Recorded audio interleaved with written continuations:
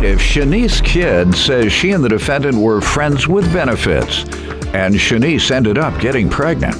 Shanice claims the defendant wasn't in her child's life until their 8-year-old was nearly kidnapped. Shanice is suing for back child support.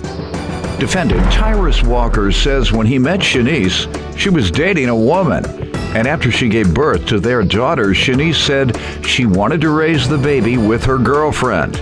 Tyrus insists he's making consistent child support payments. All rise. This court is now in session. The Honorable Judge Greg Mathis presiding.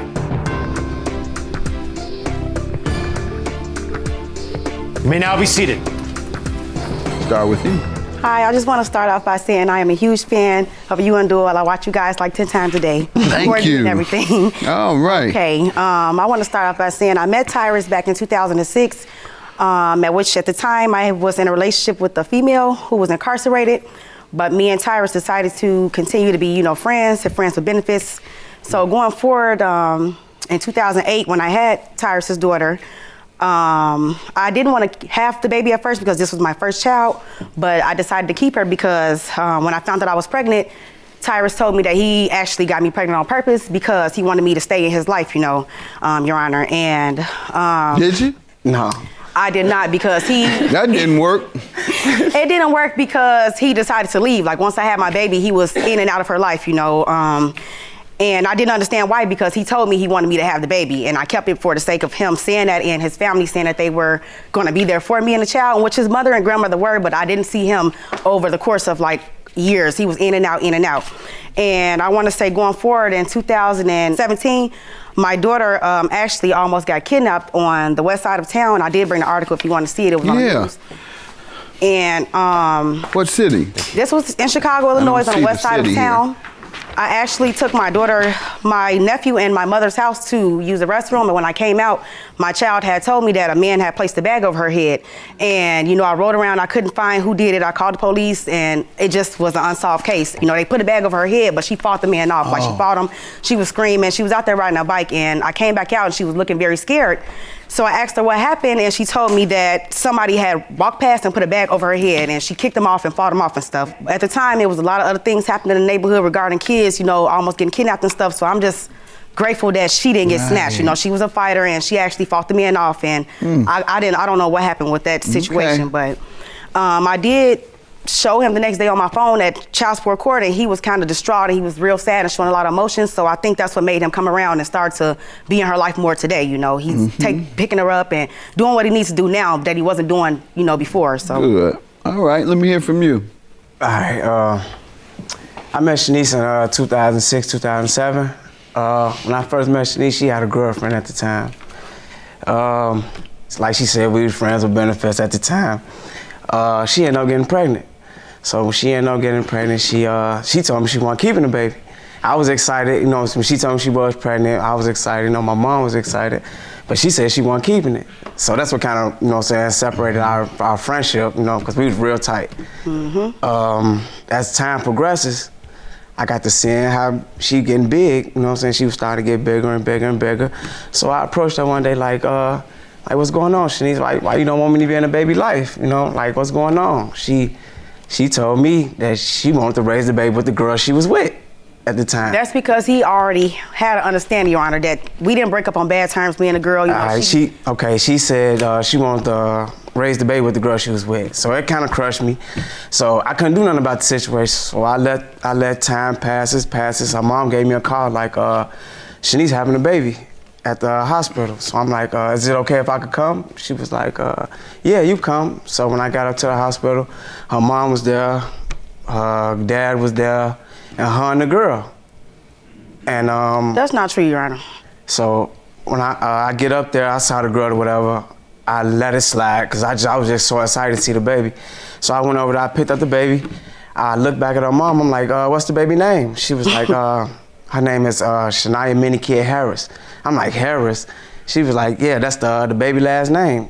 Cause that's the girl last name. That was the girl last name. She named my baby after the girl.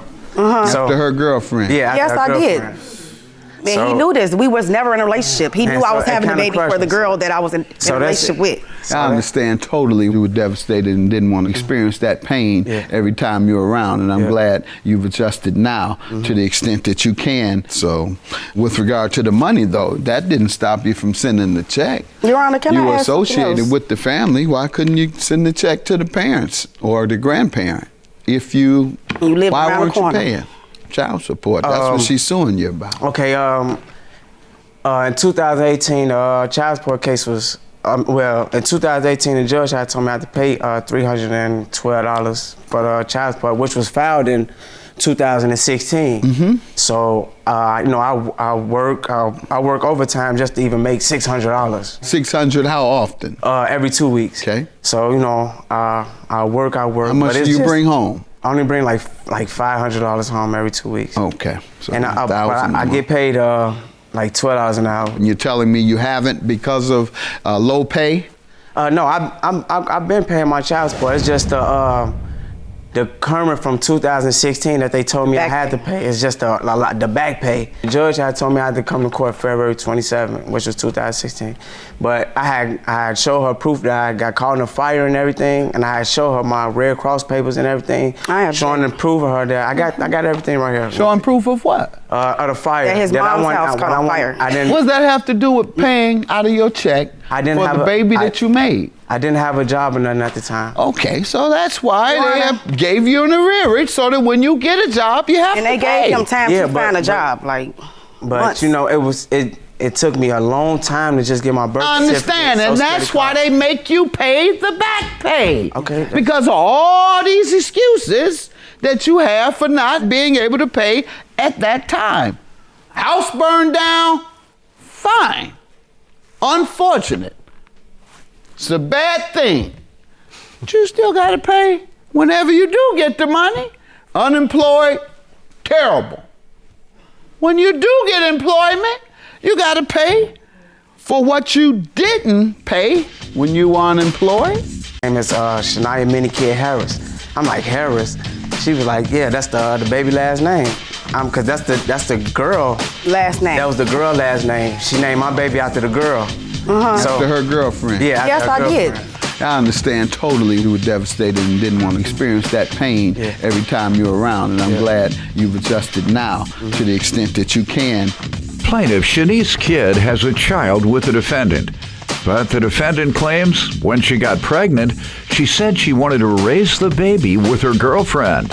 You have any evidence of what he owes? You say he owes 2017. Yes. And Your Honor, I haven't heard him defend the amount. Do you have a defense to the amount that she's suing you for? No, sir. Okay. Your Honor, I never took this man out of his daughter's life. The girl that he's talking about. Can I leave now and grant you your money? You didn't put your girlfriend's she was in jail, name Your and think Honor. that he gonna keep coming around. Judgment for Got the it. plaintiff. Thank Goodbye. You know it ain't happened like that, but it's all right. I'm just glad that we can co-parent and get all of this out the way. Even though the situation didn't happen the way he said it, I'm fine with the results, you know. Everything cool. We just, as long as we able to get along. We still good friends and good co-parents, though. That's all. That's everything. Give me a hug.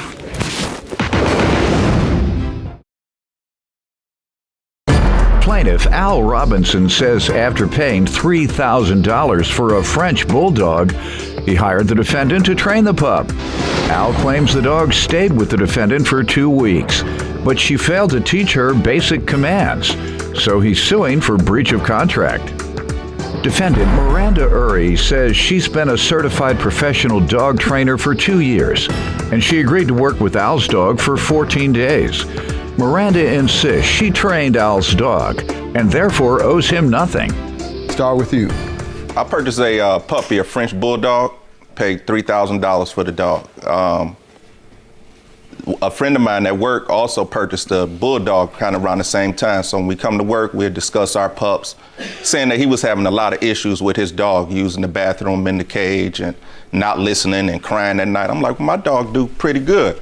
So I wanted to go to a dog trainer because since I paid so much for the dog, I wanted to get the dog trained to the best of its ability. So I went to one dog trainer. I had put down a $300 deposit. And I was kind of thinking about it. They wanted me to bring the dog back after 6 months because I guess they respond better at 6 months. I'm not sure. So when I was thinking about it, I didn't want to have the dog with the shock collar around the neck, and that's what that trainer did. So when I was speaking with the guy at work, he was saying that his wife found the trainer, which was Miranda, said she was a dog whisperer, said she did very good with their dog. He said when his dog came back, he had no problems out of the dog, and the dog was only going for 2 days. Say she taught the dog how to hit the bell and go outside and use the bathroom, this, that, and the other. And my dog was having accidents in the house. It was getting to a point where my wife ready to kick me and the dog out the house. So she like, if the dog used the restroom in here again. So I called Miranda, I spoke with her, we discussed it. I told her I put the deposit down at the other dog trainer. And I was like, but I want to bring her to you. She was very nice over the phone. And I was like, but I gave them a deposit. So what I'm gonna do is I'm gonna take the $300 to the other dog trainer, at least let them kind of give her like the sick commands, the basic commands, things like that. She was like, no, don't do that. She was like, just bring her to me, and whatever package that you choose that's over $1,000, I'll take the $300 off. I said, okay, cool. That sounds like good customer service to me. So when I called, I told her I'm bringing the dog. I chose the package. It was like $1,320 or something like that. Brought the dog to her. She took the $300 off. She sent me this contract. I signed the contract. So when I brought the dog to her, I left out. She said, I'm gonna send you videos and pictures and updates of the dog and things of that nature. I said, okay, cool. Went on about my business. 2 weeks went by. It's time to go pick up the dog. When I go pick up the dog, I walk in. I bring my 2 daughters. Because sorry, one more thing. She called on a Friday. Step up. Step up. Okay. State your name. My name is Keonga Robinson. What do you want to tell me? I just want to say she called on a Friday. She called earlier than it was time to pick up the dog. All right. Oh, yeah. Go ahead. She called on a Friday. She said, can you pick up the dog tomorrow? So I'm thinking like, well, no, we got until Sunday. She was like, oh, yeah, you're right. So Sunday, I bring my 2 daughters with me because I want my whole family to be on the same page with the command. So I won't be telling the dog one thing and then my kids and my wife telling the dog something totally different. And my kids are usually there more than me with the dog. So as soon as I walked through the door, I had my wife on FaceTime on the iPhone. As soon as I walked through the door, the dog ran up to me and then ran and jumped on the couch. So I'm sitting back, I'm kind of looking like, hold on, what's going on? I paid you for 2 weeks. Even if the dog know me, you're a professional dog trainer, you should still have that under control. She giving the dog basic commands. The dog is just looking at her like. As soon as I walked through the door, the dog ran up to me and then ran and jumped on the couch. So I'm sitting back, I'm kind of looking like, hold on, what's going on? I paid you for 2 weeks. Even if the dog know me, you're a professional dog trainer, you should still have that under control. Defendant Miranda Uri was hired to train the plaintiff's dog, but the plaintiff claims Miranda failed to properly train the pup, so he's suing to get his money back. What'd you all say to her? Well, I was like, what did you do to train? She was like, well, the dog is kind of excited right now. So once she kind of calmed down, she'll do what she's supposed to do. So we sat there for a minute. I sat down and I'm on FaceTime like, what do you mean? My kids hang me up because I'm ready to go So at the end of that discussion, what happened? So she gave the dog like 1 command, 2 commands, something like that. It took her a moment to even get the dog to do the things. Did the dog ever obey anything? Yes, it did. After a while. What's the problem? Well, the problem was the dog obeyed. I mean, the dog obeyed after she said it 10, 11 times. It didn't obey $1,000 worth of obey. For $1,000? Hold on. And it hasn't obeyed since? No, not at all. So that was just a temporary. Hold on, ma'am. Okay. Have a seat, by the way. You're just a witness. Okay. So the dog only obeyed temporarily that day. It didn't even really obey temporarily. It was a moment. She didn't even. That's temporary. Okay. That's not $1,000 of temporary. Okay. Let me get some background from her. So I've been dog training professionally for about 2 years. I'm certified through Animal Behavioral College. A really great client of mine recommended me to them. When we talked, he said that he had taken them to another facility that had promised a perfect dog in 30 days. But that he had found out that they possibly used shock collars and he wasn't sure that that was what he wanted to do. I do all reward-based training, so I'm very against, the adverse methods, shot collars, things like that. So I was like, just bring her to me. I'll give you the money off, so that way I don't have to undo anything that they do. He wanted to do 30 days. I told him that was unrealistic, bringing a dog into my house, because I can train them for me, but I said that I would only do up to 14 days, because with the 14 days, he gets 2 follow-up sessions. Okay, and so fast forward to when you completed those 14 days. Yes, so when they came to pick her up, it's very common for dogs to be excited. They see their people, they're excited. But then as they started to get a little more hostile, the dog started kind of... Hostile toward? Just, are you sure she's trained? Kind of just like every time I would show them something, they just weren't impressed. So the dog started picking up on that and started avoiding them and avoiding the room. So I showed them all of the commands that we did. I also gave them a full breakdown. No, you only showed 2 commands. Let her finish. Okay. She never said a word while you were talking. You and your wife just kept jumping up and down, and she didn't say a word. Go ahead. Thank you. So I gave them a breakdown of how to do every command that I had taught her and a strict potty schedule. Did you demonstrate it? I did. I demonstrated all of the behaviors. Sit, down, stay. What did the dog fail to do, if anything?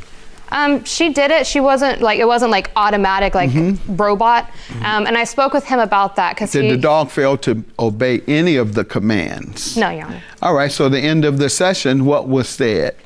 He was a little bit concerned. He said, if I take this dog home and she doesn't behave, my wife's going to be really upset. What made him concerned about that? At the end. I know, why? Why would a person be concerned about that if you're delivering them a dog that's been trained? Why would he say, my wife's gonna be upset if the dog's not really trained when you just showed him? His expectations were unrealistic. Well, I thought you delivered everything that he had requested that the dog be trained for, and you demonstrated it right in front of him. She responded to me, but when I believe it was one of his daughters tried to get her to do a sit, she didn't, but she was responding for me.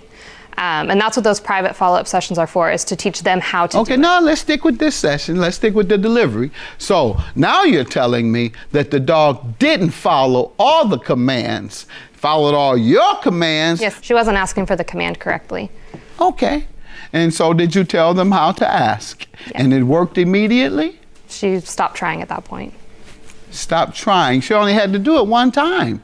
If you say this is how you do it, and if the dog is trained as you said, so, ma'am, you're just not making sense of why the dog obeyed your commands, and he walked out dissatisfied. He asked me if she was trained enough for his wife to be satisfied, and I spoke with him about expectations. Did you say yes or no? I spoke about expectations. I told him that she wasn't going to be a robot because I don't train robots. And he said that he wanted a robot for the price that he paid. Okay, all right. And so you told him what? This dog won't be that. Right. And he got upset and he just left and said, okay, no problem. What did he say when he left? He said, okay, we'll see with the private sessions, because we had follow-up private sessions to do. Okay, and what happened there? So they came back to my house that night after texting me and calling me all day. It was the day before Christmas, and so I was not answering business calls. I have audio of them showing up at my house at it was about 8:30, 9 o'clock at night. Saying what? That the dog wasn't trained. Sure, she's trained, kind of just like every time I'd show them something, they just weren't impressed. So the dog started picking up on that and started avoiding them and avoiding the room. So I showed them all of the commands that we did. I also gave them a full breakdown. No, you only showed 2 commands. Let her finish. Okay. She never said a word while you were talking.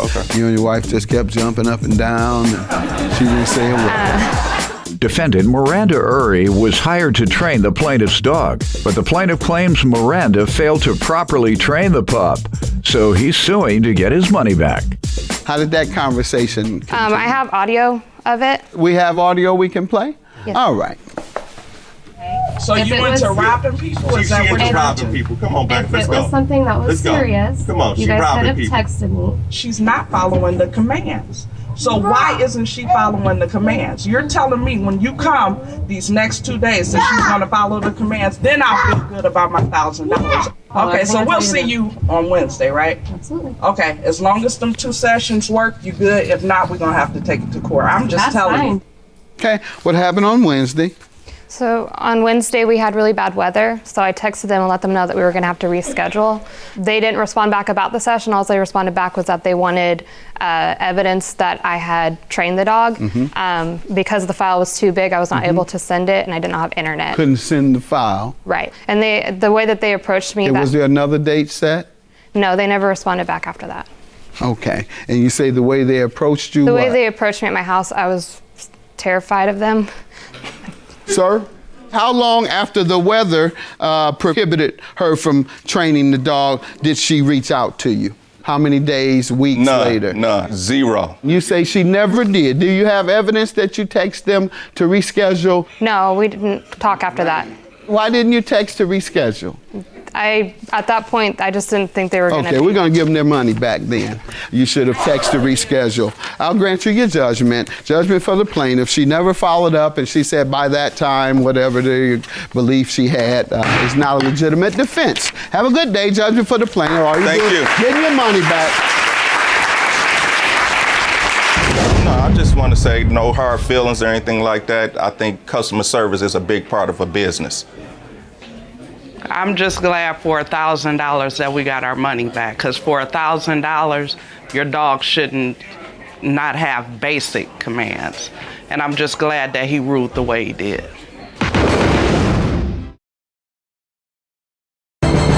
Plaintiff Ron Ray has known the defendant for nearly 10 years. And when Ron went to college, the defendant went to jail for drugs. Ron claims he and the defendant later became roommates, but instead of paying the rent, the defendant spent all his money on his boyfriend, so he's suing. Defendant Zach Bain insists Ray also went to jail for drugs. And although he does help take care of his boyfriend, Zach doesn't spend all of his money on him. Zach insists he tried to pay Ron, but he refused to take his money. Start with you. Okay, Your Honor, so it's a standard case of a friend taking advantage of another friend. We've known each other for 9-10 years, really long time. I ended up going off to college. He actually went to jail for drugs. Later on, decided it'd be a good idea to move in together. You know, we've been friends for a long time.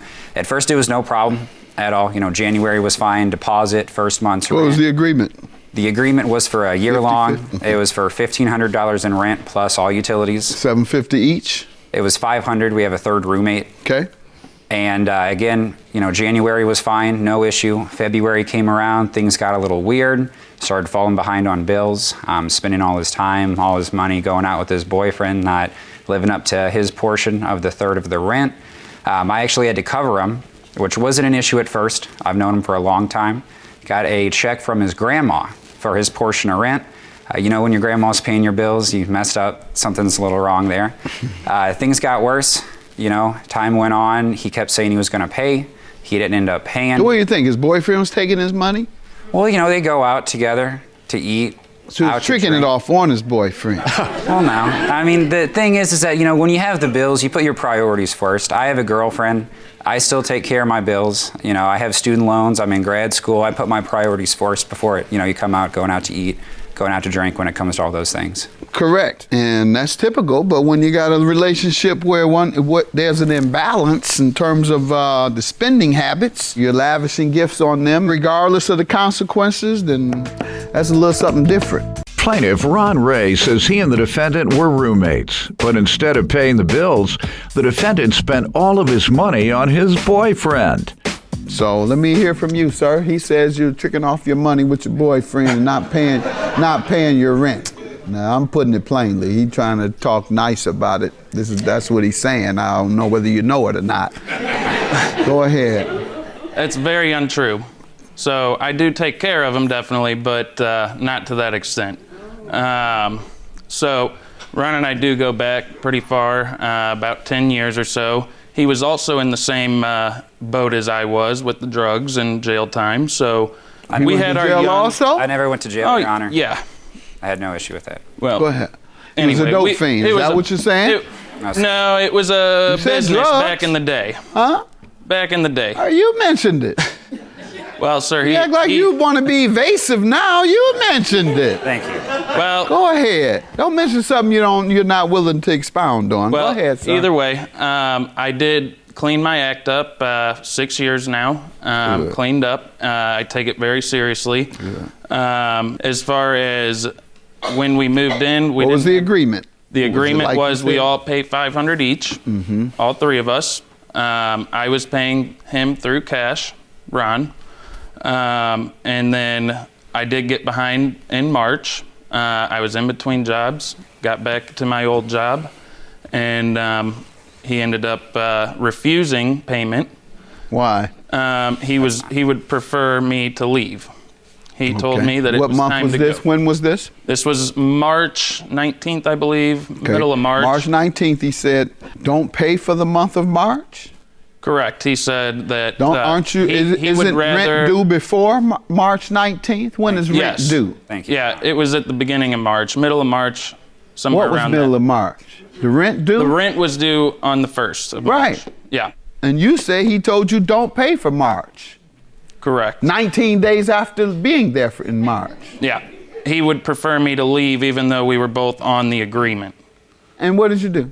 And then I tried to pay it, and he refused it. You were supposed to have paid it March 1st. Correct. What am I missing? That on March 19th, you have not paid it yet, and that is when he tells you he wants you to leave. Maybe I shouldn't be missing it. Maybe the fact is, yes, you were to pay on March 1st, you hadn't by March 19th, and that's when he said, yes, you need to leave because you're not paying.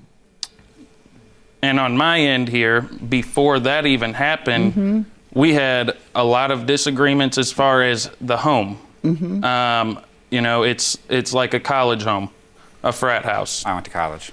Why did he say he wanted you to leave? Well, I think it had a lot to do with me being gay and, you know. He didn't know that when you moved in? No. How long after moving in did he find out you were gay? Shortly after, once the boyfriend was coming around. And did he make any comments regarding your sexual orientation? Yes. Tell me. That he preferred that me and my gay boyfriend moved. Did he say because you're gay? He didn't say because we were gay. So where are you getting this belief that he wanted you out because you were gay? Or are you playing the gay card? No, sir. Obviously. That's what they say about black folks. We mention discrimination. If we even mention somebody there he goes, playing the race card. So all right, there he goes, playing the gay card. If he hadn't mentioned anything about taking action or a failure to take action against you because of your sexual orientation, doesn't mean that. When people describe me, they might say, hey, Doyle and the black guy. That doesn't mean that he's saying anything negative about me. He's just making a description of who I am. So he made a description of who your boyfriend is, your gay boyfriend. That doesn't say I'm defaming, I'm discriminating, or I'm denigrating. And for you to take that as discrimination, I think you're using that defense and you're using discrimination as an illegitimate defense, sir. Plaintiff Ron Ray says he and the defendant were roommates, but instead of paying the bills, the defendant spent all of his money on his boyfriend. Your boyfriend wants to speak. Yeah, Do you want him to speak? Please, yes. All right, come on, stand up. State your name. Hi, I'm Nick Rosario. What do you want to tell me? I've been in the house with them since December, and I didn't know Ron ever since until then. And it's been evident to me that how Ron keeps his house in order is not how we keep the house in order. We've had to do more than Got it. I got share. that part. Now, what else do you want to tell me? I want to put out there that when we tried to talk with him about this situation, when we tried to come to an agreement, it always turned into a... You're not on the lease, it's him. I thought you were standing to tell me something he did or said discriminating against you because of your sexual orientation. That's the subject we're on. That's what you threw your hand up, I assume, to talk about. Do you have anything to say about that, where he has said or did something to you because of your sexual orientation? Ron has not talked to us. Thank you. Have a seat then. So he definitely couldn't if he didn't talk to you. So tell me about the rent and bills. What months did he fail to pay? So I've got, actually, if you want to see it, I've got city documents that show everything's in my name. Makes it easy. I've been in this situation before. Here's the lease if you want to see the lease. I've got text from the landlord saying that Zach didn't pay him. I covered his portion so that we wouldn't have late fees. Sorry, what do you say to this? Your rent? Well, that I did attempt to pay him after that, and he refused payment. And if my name is on the lease, I feel as if I'm entitled to pay my end. And I wanted to make that correct. I wanted to make that right. But and why do you think he wouldn't take it? Well, because it was late. He didn't have it. Okay. He said because he didn't have it. So you do have it to pay? I do. Oh, okay. Good. Yes. This case is real quick and easy. Thank you. All right. Thank you. He has it now. Judgment for the plaintiff. He admits to owing and he says you wouldn't take the payment, but now he's willing to give it to you and you're willing to accept it, right? Thank you very much. Have a good day. Judgment for the plaintiff.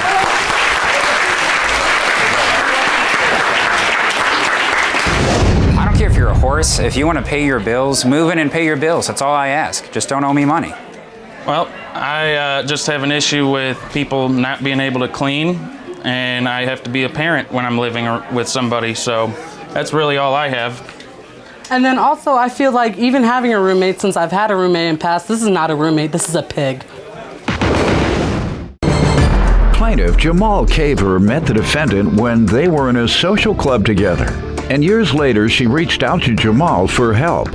Jamal claims he not only helped the defendant gain visitation with her children, but he also added her to his cell phone plan. However, he's suing because she failed to pay the bill. Defendant Utopia Riley says she met Jamal when they were in a motorcycle club together, and he would often give her rides to school. Although Utopia admits she was added to Jamal's cell phone plan, she insists he's suing for more than she owes. Start with you. Well, I met the defendant here in 2008, 2009. We were in a social club together. After about 4 to 5 years, the club dispersed. Everybody went their own ways. And you all moved, or? They just went their separate ways. Everybody still was cool. We just wasn't doing the club thing. It seems like this case was filed in the state of Michigan, 36th District, correct. Yeah, and that's why I sat as a judge. Did you know that? Yes. I was a judge there for 5 years. Okay. All right. And your association with the defendant? Friend. All right. Let me hear from you. We met in 2008 through my dad. Mm-hmm. My dad's buddies' children started a motorcycle club. He was already a part of it, Jamal, and I joined it. We became acquaintances. He started giving me rides to and from school, and he helped me out with big projects by allowing me to borrow his laptop. And then Good guy. All right. How did you all end your friendship, or this caused the only problem? No, we did not end our friendship. Okay, so you're still friends? Yes. Huh? Yes. Okay, good. Now that's good. You all can try and find a resolution to your dispute without breaking your friendship up. That's a good thing. Plaintiff Jamal Caver is suing his friend because after he added her to his cell phone plan, she failed to pay the bill. But she insists Jamal is suing her for more than she owes. You tell me why you're suing her. What's the breach of contract for? Well, in December of 18, I received an inbox from her seeking help. She was going through a lot of problems in her life. So I agreed to help her. One of the problems were her kids lived in Detroit and she stayed in Ypsilanti. So I agreed for her to come to my house on the weekends to see her kids. Then in February, I was asked by her if I can get a phone added on my contract for her. I agreed to it, and we also agreed to a contract. With her? Between the two of you? Between the two of us. Let me see that, please, Dora. Thanks. All right. So she made the first month payment, and then when it came down for the second... $800 a month? No. Or 80? $80. All right. So yeah, for an iPhone, that really went crazy. So we agreed to the contract. So she made the March payment, no, February payment. So when it came down to March payment, I asked her for it. She said that the phone was lost, and she don't feel like she need to pay for a phone that was lost. what's the purpose of paying the phone? I told her, well, we had a contract. So I waited a couple weeks later and asked her again. That's when she told me she was being garnished for child support and stuff, and she wasn't going to be able to make the payment. I have that here also. When was the last time you spoke with her about it? Last week, I believe. And what did she say? Same thing. Because she has a lot going on right now. She wasn't able to make any. All right, so that's payments. her only defense is she's not able to at this time? Yes, sir. All right, ma'am, let me hear from you. He says you owe $1,910 and your only defense is you can't pay at this time. You tell me. Well, Your Honor, the months I owe for March and April it's only $80 each month, so that's totaling $160. And the phone, to replace the phone that's been lost is $275. So I only owe $435. Yeah, how do we get to 1,900, sir? Well, if I have to cancel the line out, Sprint charge you per month plus the phone. For the remainder of the contract? The remainder of the contract. And the phone. I has that here also. What do you have there you want to show me? Showing where I have to pay the early termination fee and stuff. Good. And how much is that? He said you're good. I mean, he's paying you a compliment about how you present yourself in your case. And most people from Detroit are like that. I better not hear great. I'm serious. Stop what you laughing at. Where you from? You don't want to laugh about Detroit. All right, but I still don't see the amount. Circle the amount. I don't see the amount. I'll circle that here. 41. Time you told him he was doing a good job, Doyle. You jinxed the man. It don't say, but I has this. Oh, it's it right. Did you know that? Has he told you that he's being billed for the remainder of the contract? No. This is the first you're hearing of it? Yes. You may cancel the lease before the initial lease term ends if you notify us. This doesn't say you have to keep it all the way through, sir? Yes, here you go right here. This is another page. No, right, hold on, sir. I'm asking you. See, why you just stay to your own business? Oh, he's doing a good job. The man is totally confused or lying. Now, you said you were handing me something that says you have to pay the lease out. What you handed me says early termination. You can cancel before. So what do you want to hand me now? Okay. What is it? No, don't take anything. It's showing you the price of the phone and how much it is per I can't read it. You read it. Read what it is you want to convince me of on that document. It says your monthly lease payments are $45 plus the total cost of the service. That's just for the phone, the $45. The bill itself is $40. We know all that. The question is, do you have to pay out the entire term of the lease? You say, yeah, it says yes right here that you got to pay the entire term. The first thing I read, sir, you can cancel before. How much you owe, ma'am? $435. That's your judgment, sir. It says it right here. You're telling me it says something different. Have a good day.